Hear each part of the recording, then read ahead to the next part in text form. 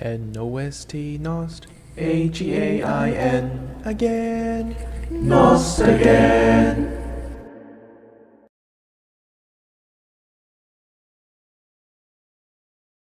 Hi, everyone. Welcome to our first episode of the second season of memorabilia.mp4.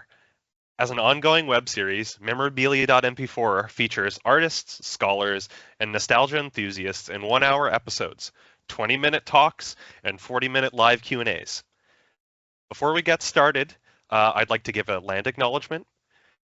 The Nostagain network recognizes the traditional territories upon which each participant and/or attendee works and/or lives as either invited or uninvited guests. The work of the Nostagain Network is committed to honoring and enacting respect and ethics in the work we do on all traditional and ancestral lands. We are your moderators today, Derek Pasborg, myself, with an MA in Sociology, and Richie Sriracha-Nikorn, a PhD candidate in Social and Cultural Analysis.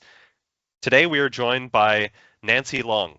She is a PhD candidate in the Department of Art Education at Concordia University. She has taught visual and media arts, visual arts and media studies at the high school level for over 20 years and art education at the university level for 5 years. Before we begin, I'd like to mention that if you have any questions at all throughout the talk, please post them in the Q&A tab just at the top of your screen, and we'll get to them when we enter our audience Q&A section. That's how I'll be tracking the submitted questions. Nancy, if you'd like to go ahead and share your screen, you can get started. Okay, thank you so much. Hang on, let's see if I can get this right. Do this, then window, then share. I talk out loud as I do things, so no apologies. problem. Did everybody see that? We're good? We are good. Okay, great. So hi. Thank you so much for having me. Thank you, Derek and Richie, and Rowena also, and the Nostagain team for inviting me to do this. I'm super honored, and thank you for those joining. So as Derek mentioned, I'm a PhD candidate in art education and 20-year high school teacher in visual arts and film, and also North American literature and a bunch of other things. As we do as high school teachers, you tend to not teach the thing you're only trained in. You tend to teach other things, which is a whole fun learning experience. But anyway, so I'm going to talk about my art practice involving nostalgia and memorabilia and my approach to art making, but I'm primarily coming at this from my perspective as a teacher. So how my art informs my teaching, and then I'll get into how this evolved over time and how I evolved my art practice to improve my teaching practice. So I'm just going to go forward here. So working from memorabilia, I really, really do enjoy it. It gives me this huge gift, joy, like it's joyful for me. And I was really drawn. It first started when I revisited my mother's recipe cards. So, I mean, I know at least two of you in the audience might be old enough to remember this. So they're from days of yours, you can tell right from the cake. It was really like, I'm really drawn to objects that are seeped in a specific era. And so these are my mom's recipe cards, and I was really drawn to the dessert section. So it had all kinds of hors d'oeuvres, main meal, whatever, but the dessert section is really what I was drawn to. And it had these like wacky cakes, really elaborate, and like by today's standards, like some inedible, quite honestly, but I was really drawn to the aesthetics of it and just sort of the memories that they evoked. And then, you know, the stories that these kind of objects leave behind. And so when I was exploring these topics, it was at a time when I was looking to bring something different to my art classroom. Meaning, so how to incorporate our sense of taste and smell into the curriculum instead of always working from sight. I thought like it might be an interesting way to get students to create a little bit differently or from a different type of motivation. And so just trying to move this forward here. Like I said, I was drawn to like the sort of narrative quality of things and the possibility of storytelling and stories that these objects would elicit. And so our taste of smell, in particular, can evoke really powerful memories. So this is another piece of memorabilia that some of you might be familiar with. Is the old library card catalog. If you're old enough, I know some of you are old enough to have remembered these before search engines. So I was using this as a metaphor of life, kind of, and all the stories that kind of make up who we are, whether negative or positive, and this sort of buried sometimes. These stories are kind of buried in the recesses of our brain. And this was a piece, a participatory art installation where there's 60 drawers and 60 drawers filled with candy, different candy. And so the idea was that you could take whatever candy you wanted, but in return, you had to leave a memory behind on one of the catalog cards in the drawers behind the candy. Excuse me. So let me see if I can, move this along here. So the idea, take a candy, leave a memory on a card, and it served again as a catalog of like tons of interconnected stories, because each candy was a different story for a different person, but yet that connected them together. So here's two examples. If I had to take a few of these licorice candies. I'm not sure what they're called, but they bring me right back to my grandfather's house and his big black leather swivel chair circa 1984. And another, in grade 8, my best friend and I got married in the back stairway of school as best friends forever. We invited all our friends and exchanged ring pops. So it was a really like powerful piece in the sense that it brought a lot of joy to the people that were part of it. And I thought, like, this is a really great way to elicit stories, number one. Number two, and get my students to sort of, really connect with something more personal in their art making. And then I was also like doodling a lot, did a lot of doodles, again, also dealing with candy and memory, nostalgia. So we have our Popeye cigarettes here, popsicle pea, popsicle, the kind that you would try to break in half, but the top always falls off. And of course, the candy necklace. So again, the idea of this object, these candies, really serving to propel stories and to evoke stories. And I thought it worked really well in my classroom.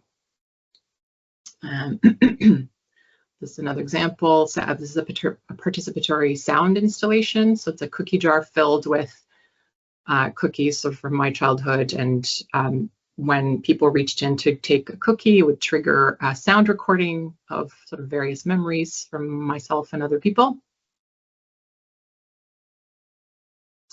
And then eventually, I was exploring candy and sweets and objects as nostalgic memorabilia. It served my art making really well. It served the students in my class, their art making really well in interesting directions and very personal directions. But eventually I started looking at places as conjuring these same nostalgic experiences. So here we have these strips of photos in various places I've been that like meant a lot to me or that conjured up really interesting memories. And each strip is about 5.5 feet. I did vertical and horizontal, about 5.5 feet long. And then I sort of wove those together and in a big installation, and it's playing this idea of weaving memories. It's pretty literal, right? But I enjoyed playing with the size and the strips being able to configure them in different formations. So then I'm just going to fast forward here to my teaching. So I use these same topics as motivation, right? Nostalgia, sensory memories, special places for a lot of projects. And for the most part, it worked really well. The students came up with very personal creations, but it was during the pandemic that I was rethinking the way I was making and teaching art. So essentially, a lot of times as a teacher, especially new teachers, we teach how we were taught, and we use a lot of our past experience to inform how we teach. And I was sort of trying to revisit that, and how was that benefiting or maybe harming students in a way. So we'll get to that in a second. So looking into the typical way it's done in an art class, and again, I'm speaking specifically high school art, and it probably does trickle a bit into college and university too, but there's a little bit more freedom at the higher levels. But anyway, so art making, the process is always stemmed from, you talk about a topic or an object or a movement or what have you, and the process is relatively the same. So you show it, you tell the students about it, you maybe show some examples, and then the student will likely come up, or maybe you'll show like a prototype or examples of other artists who work this way. And then the students comes up with an end product, and we ask them to sketch it out, come up with this end product, sketch it out, and then now work backwards in the sense that you know what you want to make, now work backwards to make it. So essentially that's how a lot of school works, right? And then what happens here is, again, not with everyone, but what I've noticed is the student, let's say, has this idea in mind of this thing that they want to create, and then they go through the process, and then it ends up looking, you know, not like the thing in their head. So the process then kind of gets ignored, and then the final product is emphasized. So then what ends up happening is that the trajectory to get there maybe is not so straightforward, and the result doesn't end up looking like the student planned or initially sketched out, and it might not meet the criteria of the project in that case, and maybe the teacher gives the student a chance to redo it or to tweak it, but maybe not. And this is not to say that this sort of product-oriented way of teaching should never happen. It does have its benefits, but only working in this manner can kind of be problematic. So you have, you know, the process is ignored in favor of the final product a lot of times, and possibly the teachers are evaluating this maybe as unsuccessful, and then the student can feel kind of dejected or deflated, and maybe with a false sense of themselves. And it got me thinking a lot about process, and not just in art, but in all subjects. And it seemed as schools, you know, claim that it's super, super important, but really what's important is the end product, right? And then this isn't really, the process isn't usually very well reflected in the assessment of learning in the grading, right? So I'm just gonna take a sip of water. 1 second. So the results, right, the tests, the finished painting, the lab, the exam, the research essay, etc., means that process and things that come with process that are supposedly deemed valuable for learning, right, especially in art, like taking risks, making mistakes, and failing, they're not as valuable as the curriculum says they are.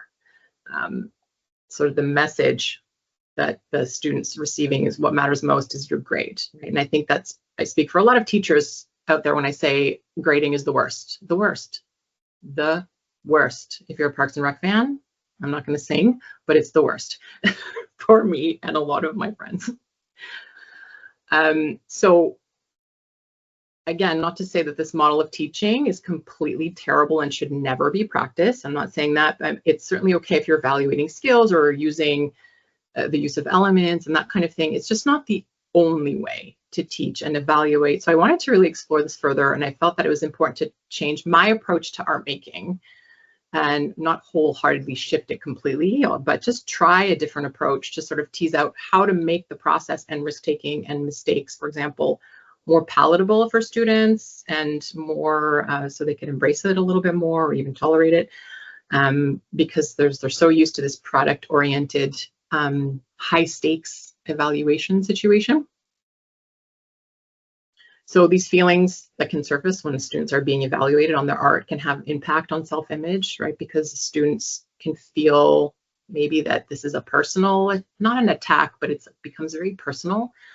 And there's a great article I found called Drawing on Assessment, Using Visual Representation to Understand Students' Experiences of Assessment in Art and Design.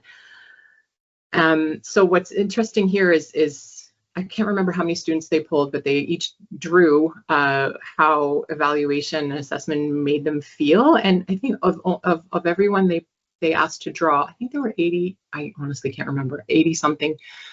Only 2 really referenced that it's part of learning assessment. The rest were all quite negative. And this article, you can see it's almost 20 years old, but I think it still rings true in many cases. So, whoops, sorry. All right, so I started to look more into artists who showcased their process in their specifically in their 2D work, where it looked less finished or polished, or again, nothing wrong with showing a final piece, just not all the time. But again, that's what we're used to seeing, right? Survey books, museums, galleries, whatnot. Students are mostly only seeing the product, the final product. So like this, for instance, if you're unfamiliar, Da Vinci, Lady with Ermine, I absolutely love this painting. It's one of my absolute favorite paintings. And just to see if you're paying attention, that's how much I love this painting. I love this painting so much. Anyway, but what we don't see is that Da Vinci didn't have this as his final in mind. He tried other things, right? So this was in 2014, I want to say. They X-rayed it, and it shows that this final version that we're used to was not what he intended in the beginning. He changed it a few times. Excuse me. And then I have this example too. This is, again, very famous painting, Jacques-Louis David, The Coronation of Napoleon from 1805. So this is what we see. This is a gigantic painting at the Louvre. I really enjoy looking at this painting because it's got so much going on, but this is sort of the central area that we're supposed to focus on. And you see Napoleon has crowned himself already. He's about to put his crown on Josephine over here. This is the final product. This is what we see, like, oh my God, what a genius. But then you see this. This is the original plan. This was the original composition that was supposed to be the final painting, where Napoleon is crowning himself. But it was apparently changed to avoid, he was told, like, hey, don't do that. You make it look less arrogant, even though we all know he was. But the point is, whoever spoke to him to say, like, change it up so you look less arrogant, I thought it was just, it's really funny. Like, I don't know if the person telling him make it look less arrogant was really saying that to say make it look less arrogant, or make it yourself look less like a fool. It's to me, it's really funny. And it doesn't look regal whatsoever. It's like, hello, like, it's just odd, right? But I really appreciate seeing that this was supposed to be the version that before this version that we know today. And again, it got me really thinking a lot more about process in my teaching, in my art making. And so back to looking at artists where a process was really showcased in the final product. So we have William Kentridge over here on the left, who does animation called destructive animation. And what that is, if you're unfamiliar, is you draw on one single paper, and to make the animation move forward, instead of doing another drawing and taking a picture, another drawing, taking a picture, you're doing it all on the same piece of paper, but you're erasing as you go. So you erase and add a little more and erase and erase. And so all these lines that you see here, those are all eraser marks to make the animation move forward. And then next to that is Betty Goodwin, who works a lot on Mylar. And you can see traces of other figures underneath, and it doesn't have this like super polished look, but they are finished artworks. And again, I find that students aren't necessarily privy to this kind of thing. Again, I'm not talking fine arts students in fine arts in colleges. I'm talking about general art in high school. So I tried my hand at destructive animation, and it was really eye-opening, because you can't be tied to the drawings you make because they're going to be erased.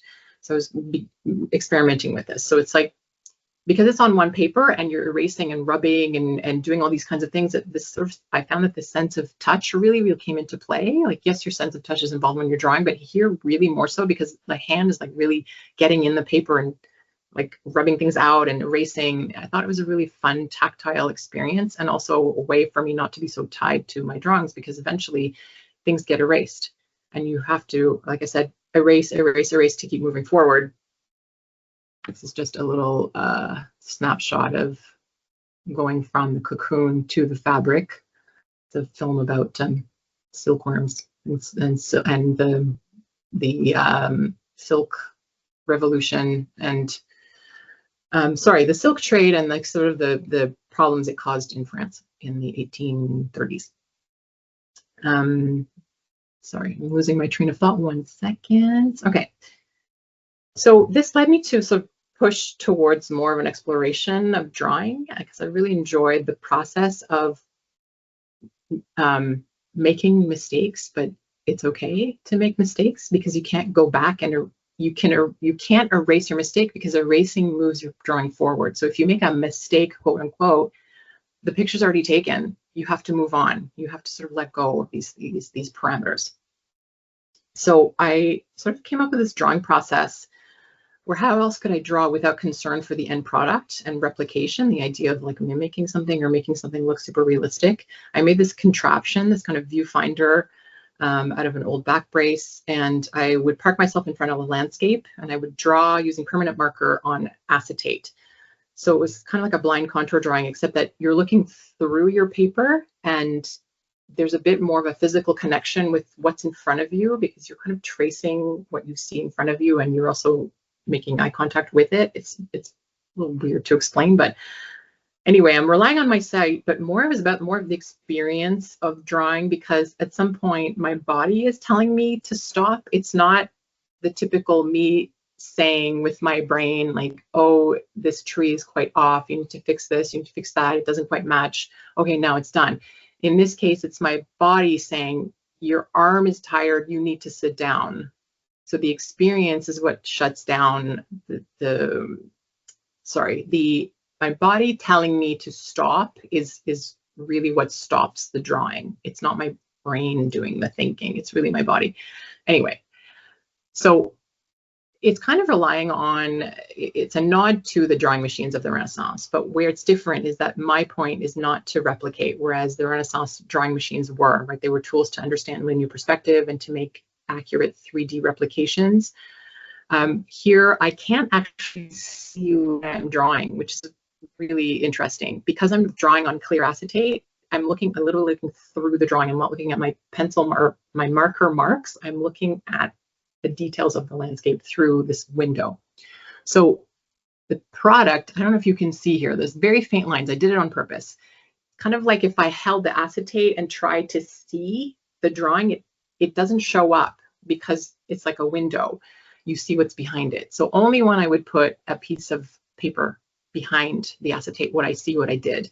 And then you can see, like, it's not accurate. There's like the roof line in the bushes. There's like flowers in the foreground that aren't supposed to be there. The bucket here isn't finished. So there's no right or wrong. And that's what I really enjoyed about this process.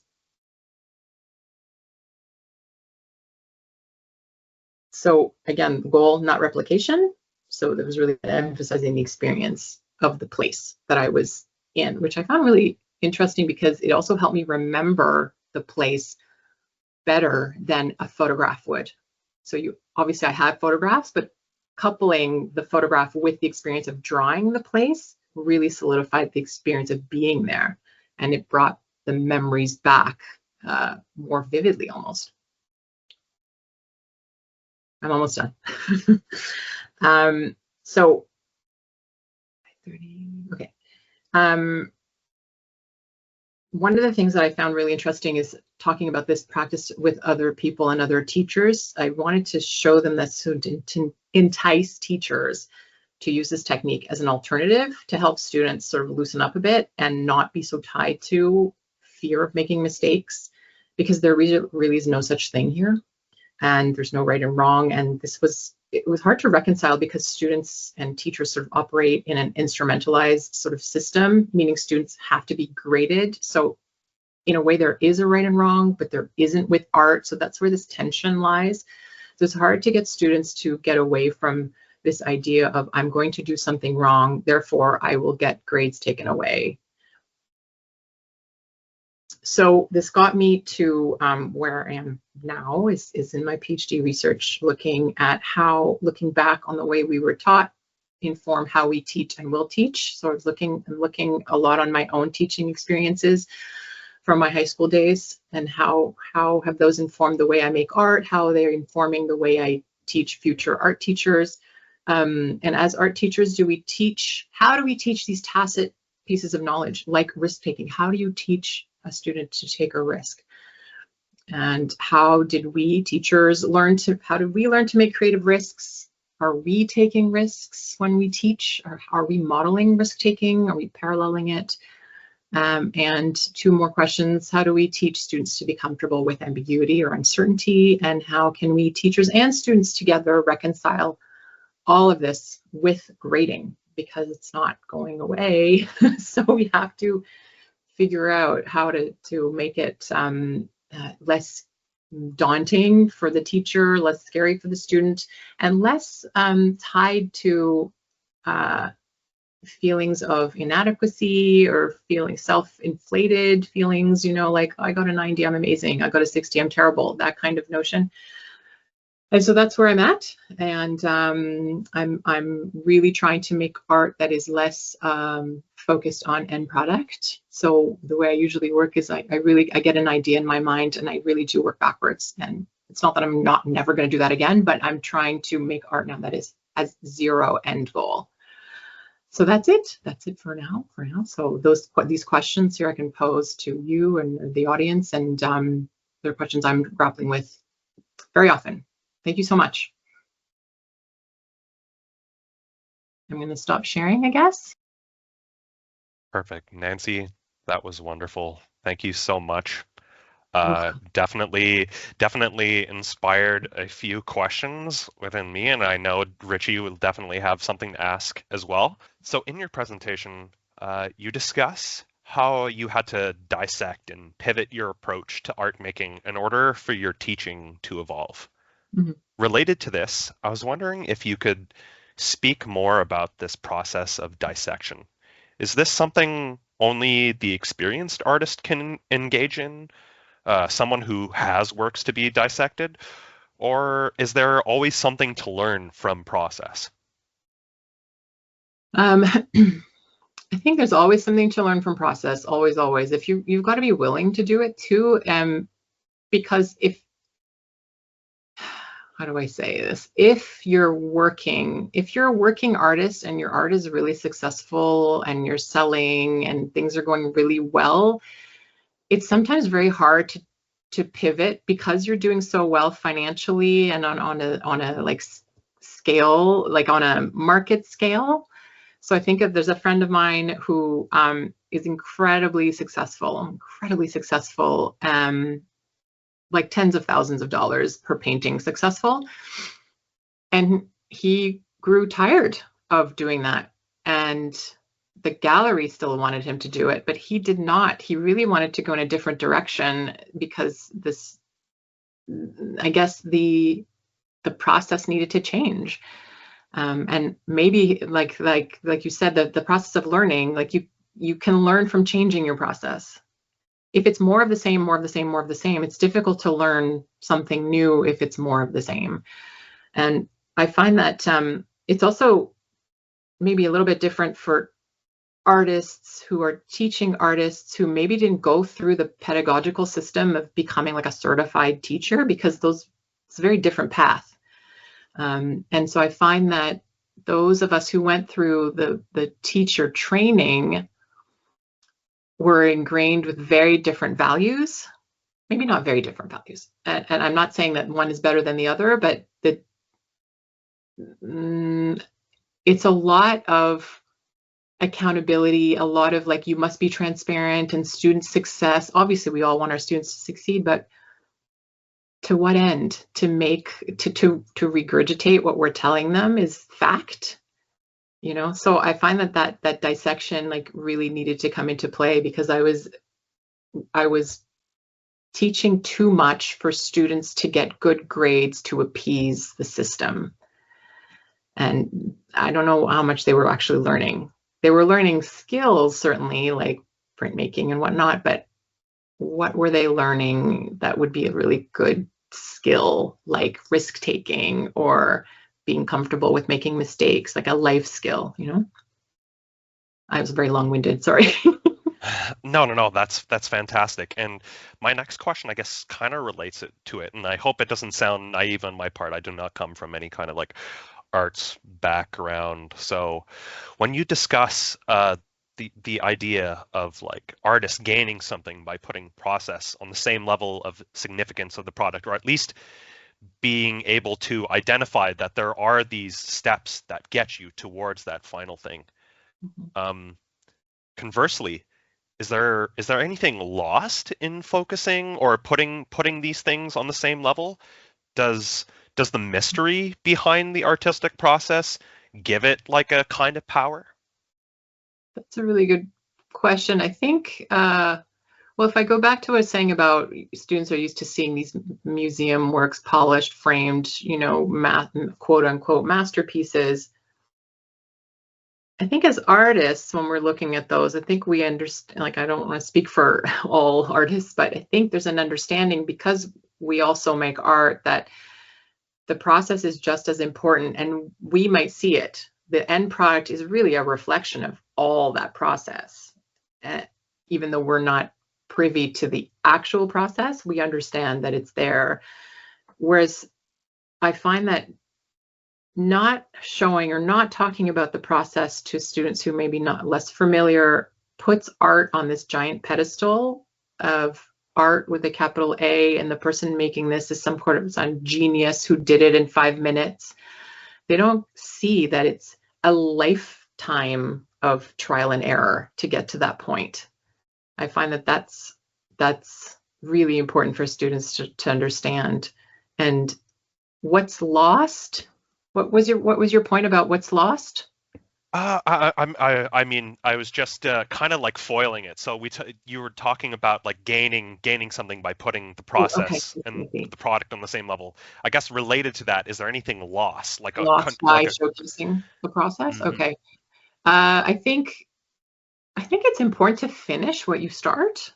Mm. I think it can't just be process, and then, oh, I'm not going to finish it. I mean, certainly you can do that, but I think it's important to try to at least get to a satisfactory conclusion for yourself. And it might fail, but at least you're trying to finish or get towards the end of a process. And maybe it's a complete disaster. God knows I've had like horrific failures. But I think it is important that they do go hand in hand. It's not to say you should only be about process, because it's important. It's an important lesson, I think, to finish what you start, no matter the direction it goes. It must be a lot to juggle, to try and like get to address all these things in a certain amount of time, and then hope, like you're saying, that people walk out of your class like having learned a skill, or like learn to take risks, because that is an inevitable kind of part of the process that is kind of invisible a lot of times. So my last question before we move on to Richie, and actually before I get to that, Richie just posted a message in the chat. If anybody in the audience has a question, we invite you to post them in the Q&A section. Related to that, I wonder if you can speak to the experiences of your students, and if you've ever heard anything that they've discussed with you or discussed amongst themselves with regards to how they responded to your style of teaching. Well, there's two. So there's myself as a teacher back when I was very like, here's the rubric. I mean, I always thought that my projects were really fun and not always, sorry, I shouldn't say always. Many projects were really fun and interesting, and could get students to make them very, very personal. That was important to me. But the way to get there was very uniform. It was very uniform. So we're all going to do pastel. We're all going to do watercolor. Here's watercolor technique. You're going to make this thing that's very personal, but you're all going to use watercolor. You're all going to use printmaking. And that was a way for me to survive, if I'm going to be honest, because I was teaching 200 and something students, full-time art teacher, not just teaching art, teaching a bunch of other subjects as well. So the juggling was bananas. So not just for me, and I know for a lot of teachers, it's a survival mechanism to teach in this very straightforward manner that becomes a way to control the chaos, because there's 35 students. And it's easier to grade stuff like that because the parameters are pretty strict. But then what ends up happening is if one student goes outside those parameters and maybe even trying to be creative, they're penalized, right? And that's where sort of it goes wrong. And then the more deadlines, the stricter I became in terms of like, it was a lot of chasing. Hand it in, I need grades, I need to grade this, I need to grade this. So that was not fun for anyone, for myself or for my students, I'm sure. And then, you know, it was a mix. It was a mix of like, you're too strict and, oh, your projects are fun. But I think the students who thought the projects were fun were maybe the students who probably were quite skilled, and the students who weren't, those students maybe suffered a little bit because there was too much emphasis on skill. And then I remember making rubrics, really detailed rubrics. So thinking I was doing them a favor, because if there's so many criteria, you're going to be good at something in there. It's not just going to be, you know, realistic drawing. You can't or can do it. It's going to be like, did you frame it really well? Is it all erased? Do you have contrasting line? Like, I made so many, you know, different criteria, but in a way that became too restrictive because there were all these things to meet. And so I'm sure former students were like, I hated your class because it was too strict. Some students were like, I loved your class because it was fun and we did interesting projects. And then if we flip to university, I've had like a, sorry, there's something in my throat. I'm so sorry. It's okay, take a water break. I'm taking a water break too. Universities, or actually, let me backtrack. I did a project recently with high school students, not my high school students, but for my PhD project, where I worked with another art teacher and we only graded process. They finished their work, but the process was graded. And they decided on what the criteria were. It was a project on risk-taking. They decided on how they were going to be evaluated, which criteria were important. And then we made a grid based not on numbers and letters, but we made a grid based on levels of development. And we didn't grade them. They came up with the criteria, they graded themselves, and we didn't grade the final product. And they admitted that it was very stressful because there was it's not that there wasn't guidance, but we never told them what a risk is. We didn't tell them how to interpret the prompts. It was really all them. And a lot of them found it very stressful, admittedly, because that's not how school works. That's not the game, right? And so they were really freaked out at first, and then they got into it. And then in the end, a lot of them admitted that they really appreciated not grading the final product, because so many times they think it's not very good, but they worked so hard, and you know, they really appreciated that. And then in university, I'm not teaching art making per se, sort of art making as a future teacher, kind of. There were some things that worked really well and some that didn't, you know. So again, students who were maybe a little less confident didn't like that style where they had to come up with their own criteria. But again, it's something you have to be used to. I think that maybe the lack of confidence or the lack of experience working that way is really what freaks people out. What do you mean? Tell me what to do. Tell me what to do. That's the part that we have to sort of get over. Then. Oh, that's a fantastic answer. And I think it relates to the questions I've asked you before. Like you have so many things you have to juggle. Should I talk more about this? Should I talk less about that? And I guess it's kind of like a seesaw in terms of what you actually get. What kind, like an equal kind of education doesn't expose you to like all of the bad things or all of the good things. So I can only say like, wow, like the credit to you for like sticking with this for so long, but also looking at like fine tuning the practices. Like, I don't know that people, I'm sure you have experience with this, necessarily have the time to like do these kind of exercises. So Richie, did you, Nancy, you can respond, but Richie, if you have anything you want to add, go ahead now.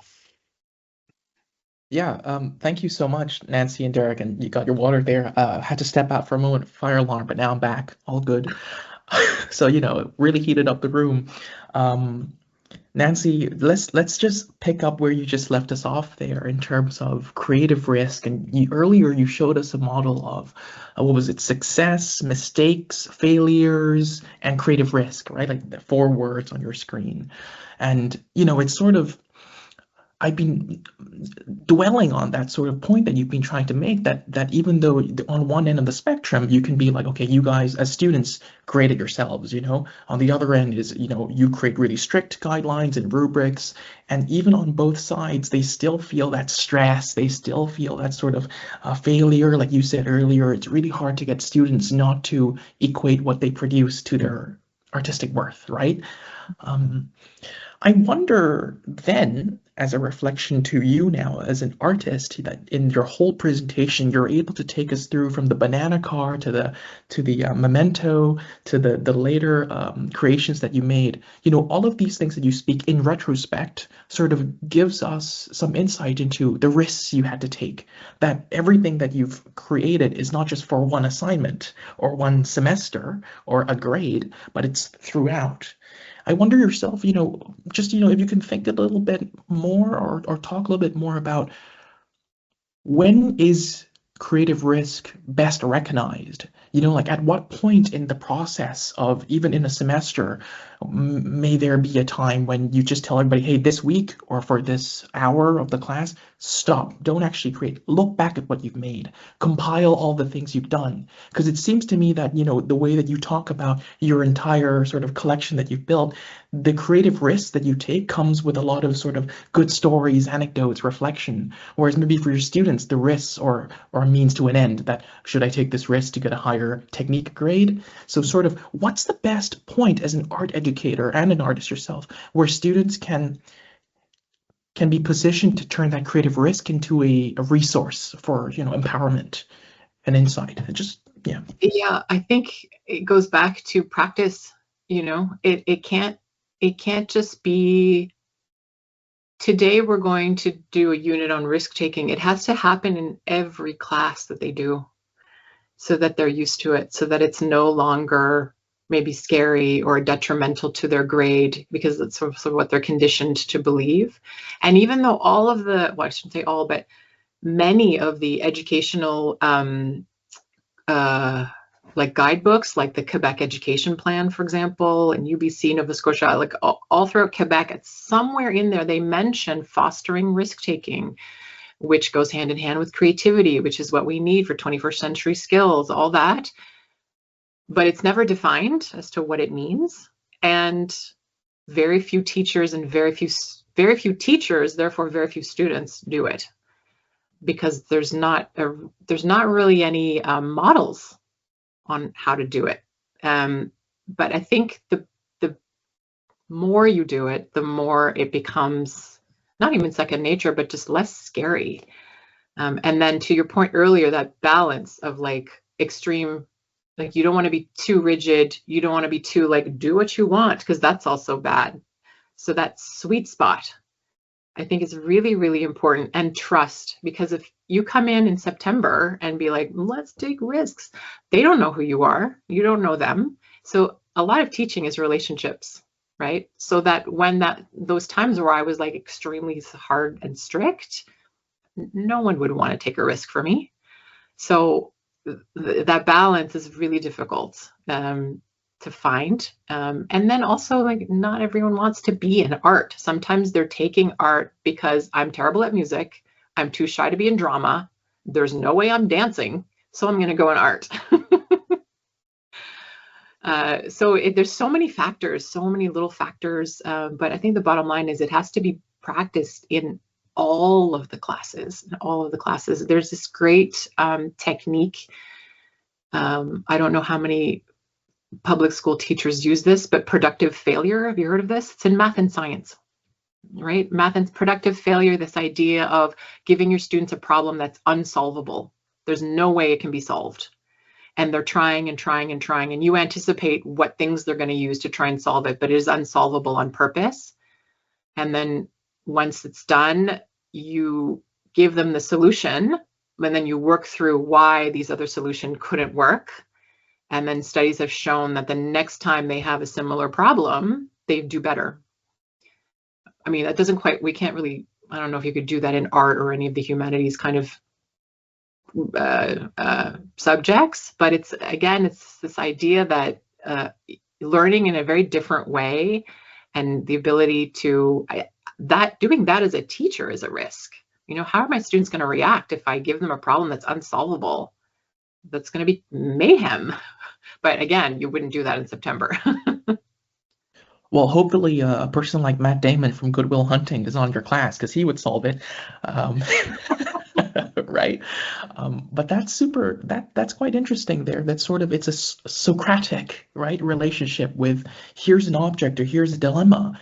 And instead of sort of saying, how good can you mimic it or how good can you make it, sort of appreciating all the ways that could be approached here, and sort of taking the apples but not the tree, you know, sort of different styles and methods. And you're right in terms that it's such an interesting thing where the Quebec handbook, you know, sort of has this not even mandate, but like this sort of line here that people should take creative risks in their class, yet there's no consensus. And the fact that if there is a consensus of what risk means and entails, is there a risk in there at all? Because you're just following the playbook, right? I also want to bring back what you spoke about earlier too, in terms of when you create things, right? The risk that you took in a Memento, certainly at some big or small scale, was that people would take the candy, and depending on that, how they would reflect and react. I mean, arguably, what they write on the cards is part of the art itself because it's participatory. But also, if they don't, or if they write like a funny thing instead, it still stands as an art piece. You know, it's still there. The candy and the drawers are there as a testament to what you want to do. The participatory route is interesting here because sort of not only is the product something that students, you know, reflect on whether I've achieved, you know, the techniques, but sort of the reception from people in their classes. I wonder, you know, you spoke a little bit earlier about how in another end of the spectrum, instead of doing a strict rubric, you ask them to grade their own, you know, their own works and also the process.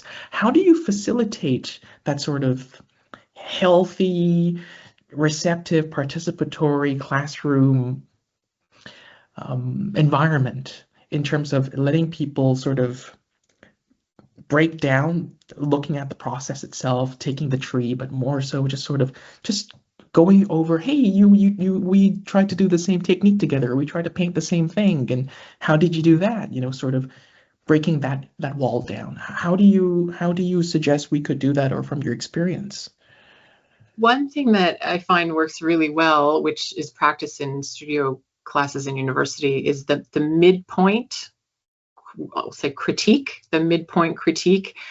And not necessarily I'm going to stand in front of all of my peers and talk about my work, but pairing people off together at the midway point of what they've made. You go in this corner, you go in this corner. You each have, you know, 10 minutes to talk about where you're at in your process right now. And then, do you have any advice for that person? And vice versa, exchange ideas, thoughts between students instead of always the teacher being the one giving the feedback. Then they're getting the feedback from their peers, and then they can sort of understand as well where the peers' perception is coming from, and they can get to know each other through their work as well. And it's not always like the person at the front of the room or the teacher is the expert. You know, that gives the students some expertise as well, and gives them a little bit of power in that they know stuff. And they can help and they can contribute. And I find that that opens up, I don't want to say empathy, but compassion. When at the end, everyone sees everybody's product, then they're like, oh, you did go in that direction that I suggested. Cool. And, or whatever it is. Or, oh my God, we worked on the same idea, but how different are they? And I find that giving them that agency to give each other feedback, I find works really well to promote this. I wouldn't say like a tight-knit community necessarily, because at the end of the day, unfortunately, school is still very much competitive, but it certainly helps open up the space to understand that we're in this together and we can learn from each other. Thank you, Nancy. This is fantastic. I'm learning so much. I have one more question. You spoke earlier, a few slides back, about how the curriculum, right, doesn't sort of reflect the fact that the process matters as much. It depends on instructors like yourself to take matters into your own hands and build this sort of specific contextualized moments in which the process reigns. Speaking as yourself an artist, in terms of, if we look back through everything you've made, all the projects, but also as an art educator, can you maybe opine or speak a little bit about the material that gets left behind? What can we do with it? How can we incorporate that back, bring it back, talk about that? Sort of, if, let's say, a piece of work is a phrase or a sentence, then the materials that are left behind along the way, or sort of the material vocabularies, the words that could have been said, how can we sort of bring that in as a sort of looking at the risk is not just what's on the plate, but also what you left out and behind, right? It's sort of what's the afterlife, or is there a generative way we can incorporate what was left behind into an exhibition or a next class to talk about the things that were forgotten, to remember what we want to create, and even yourself as an artist, what happens with the stuff left behind?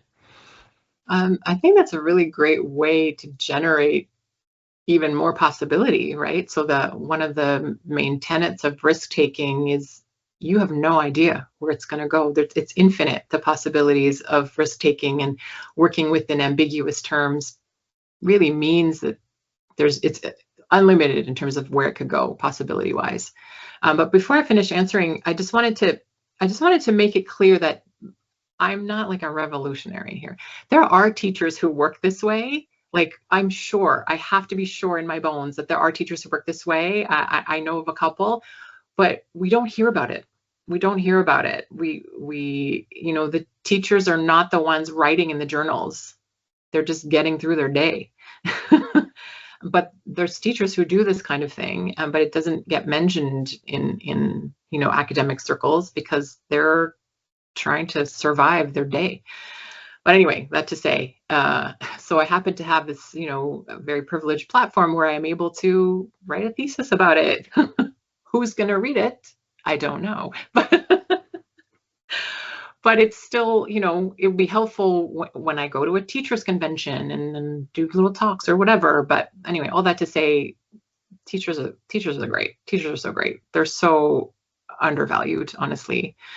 And which is, not to bring it down, but that's one of the reasons why I resigned as a high school teacher, because I was pulled in so many different directions. I couldn't really do what I wanted. But studying this and, being in this position now can make me go back, because I want to teach future teachers to sort of survive all of this. But back to your point about what's left behind and how do we use that, one thing that I thought worked really well is a process portfolio. So students have to keep track of things that they did that are not working or are not now going in the direction I want to go. I'm changing my mind, but here's what I did so far and I hate it, or it's not working. Now I'm going to go in this direction. So photos, journal entries, doodles, Google image searches, whatever you did to move your project forward, put it in a digital portfolio, and that will be perhaps, the seeds of something else.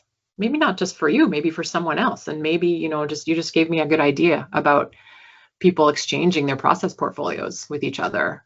What can you do with my process portfolio? What can I do with your process portfolio? For another class, obviously you need consent. Everybody needs to be on board, but it's an interesting idea to reuse not just images and mark making, but thoughts. And hopefully in 20 years' time, when one of your students come back with us and I'm all gray here, they can talk about their process portfolio, right, Derek? We'll pin that down in the date. I mean, it's a slog. Yeah. I'm not going to lie. Some students don't like doing it because it requires time. It requires time to be able to record, and it's maybe not necessarily super obvious to record what you were thinking about in that moment. You know, again, it's that idea of that tacit knowledge that artists have. You just do it, and why did I do it? I'm not actually sure. It takes a lot of brain power to sort of figure out why I did that. So some students don't gel with it very much, but it's still like there's really good nuggets in there that weren't used. Yeah. Nancy, I just want to say this has been a fantastic conversation, and I think you bring a really, really valuable perspective to art education, but also just education in general. I think people are too afraid to take risks, and like there's not enough space to talk about it. So this has just been fantastic, and thank you so much for sharing all this stuff with us. If anybody is interested in what Nancy has to share, Nancy, would you like to share your email? It's nancy.long@concordia.ca. Yep. Very simple. Perfect. To stay up to date with everything happening at Nostagain, I invite you to go ahead and use the following QR code. This will lead you to our link tree and the website and our socials and stuff like that. Thanks, Nancy. Thanks, Nancy. Thank you so much.